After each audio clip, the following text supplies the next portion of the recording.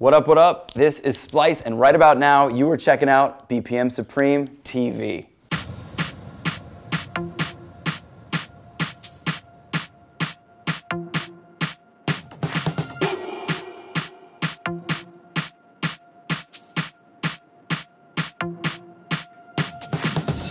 Okay, so the way I started DJing was basically noticing from being a little kid, I'd go to little parties and I'd gravitate towards the DJ booth and watch the DJ interact with the crowd. I was so fascinated by it, and then as I grew older, kept going to more parties, finally started going to nightclubs, and same thing, just watching the DJ and thinking about what songs would work best. And so there, finally got my equipment and started doing like little high school parties, moved to the East Coast for college and joined a radio station. Jumped on the radio. I was on the radio every Friday night from 10 to 2, Friday night party, amazing show. And then I was doing like fraternity parties, sorority parties, nightclubs, and then moved back to LA and kind of broke into the club scene. And there were a lot of influences in the LA club scene that I got a chance to see firsthand, the AMs, Vices, and there was a guy, Stone Rock, that kind of took me under his wing. And I was going out with him to all the clubs and watching him DJ and interact with the promoters, interact with the crowd. And I learned a lot. I learned a lot from that kind of stuff. And then it kind of grew from there.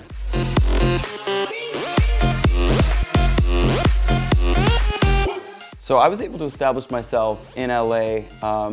Part of the magic of being in LA is the energy of the city and what's going on. There's so much going on in LA with celebrities and fashion shows and all these different kinds of parties. So being in LA and being at the right spots was a big part of it. And kind of being in the right place at the right time. You know, the whole world was fascinated with DJs around the time that I started like building my DJ career.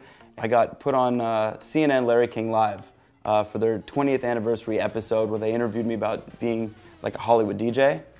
At the time, everything was so fascinating about it, and that kind of exposure helped me out a lot. And then a different part of it is also taking DJing as seriously as other people take jobs. I mean, I know that there's so much temptation, and people see the party and they kind of get this misconception that like the DJs can just drink as much as they want and party as much as they want, but you really have to take it seriously and think about like all the work that you put in behind the scenes, because I've always noticed that the people who are at the top of their game, men and women, make it look easy.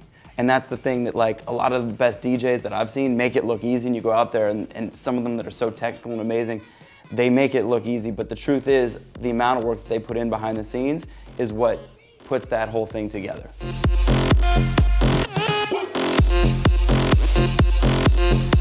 So typical DJ Splyce club set is going to be high energy.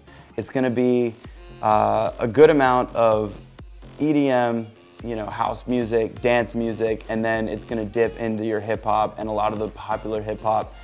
Some of it's going to be the 70 BPM, like bouncing music. Sometimes it's 100 BPM, like kind of the party music.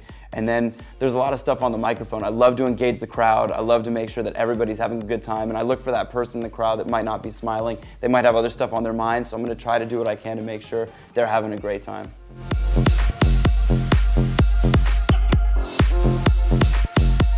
So I was able to link up with celebrities and major corporate companies. It's taken years. It's taken years of developing relationships and trust, and people kind of know what to expect when they ask me to come perform.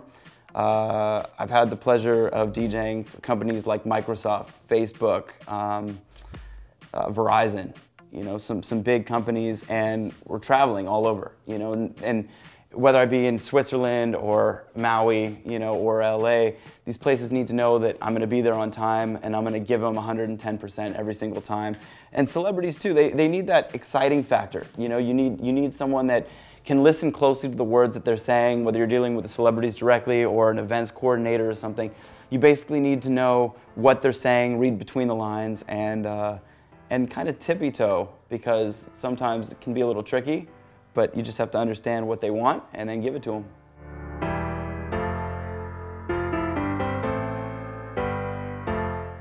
I've been producing my own music for the last couple years, and it's really fun, it's really exciting. I went to Icon Collective, which is an amazing music school. I finished up a year there.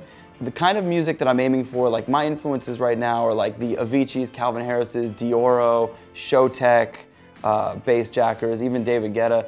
Like, I love the melodic music that's like pounding, but it's also like very club friendly, radio friendly, pop, you know, sing along stuff. Because that's the stuff that I like to listen to. You know, too much of the same thing for me gets a little redundant, but the stuff I like is just the happy, uplifting, energetic music, and that's what I want to make.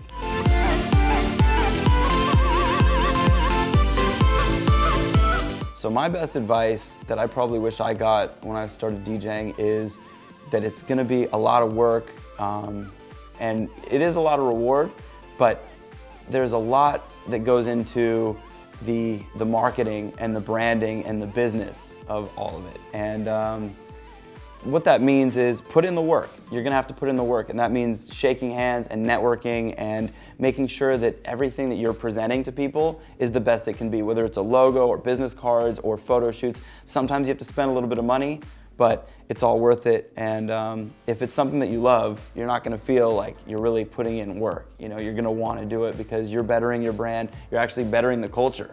And it's exciting for me to see other DJs who have everything on point, and it's something that makes me think like, wow, now that is something that I'd wanna be like. And musically, you gotta stay on top of all your music. Like I said, do your research and keep up with everything. You know, there's a lot of distractions along the way, and that's life, you know, men, women, everything.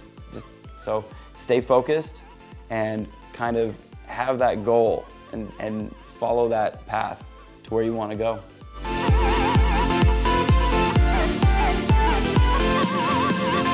Next is more music. That's kind of where I want my career to go.